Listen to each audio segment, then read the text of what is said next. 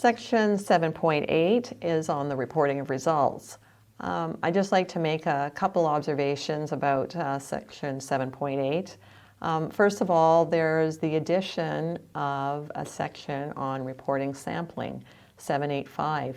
Again, to make it consistent with the fact this is now another activity. We've always had, requirements on test reports, calibration certificates, but now with that recognition that a laboratory could also be doing a sampling activity, we put in a parallel set of requirements on reporting sampling.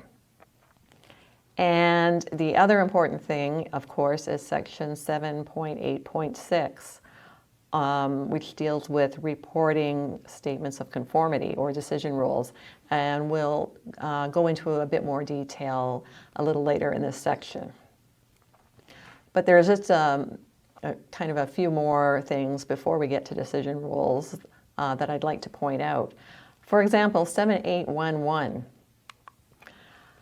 I'm only drawing attention to this one. It doesn't seem like a significant change or a substantive change, but there was a lot of discussion about this requirement at the working group level, because I think there was a lot of discussion over whether this whole concept of making sure your results are correct before you even get to the reporting stage, whether that should be its own process or whether just a step in this process.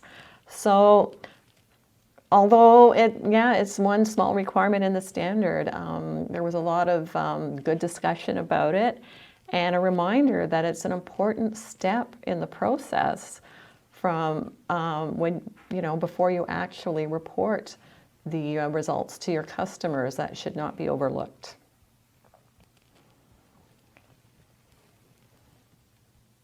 Um, 7.8.2.1.0 I also wanted to point out.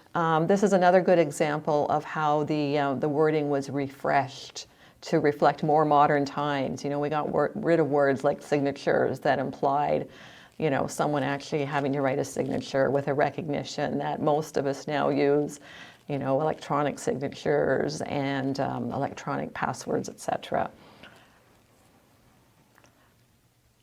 7.8.2.2 is new, and it focuses on the requirements in the scenario where the customer provides information to the laboratory, and that information is used on the laboratory's test report or calibration certificate or sampling report. So now just take a few minutes and look at the requirements in this section.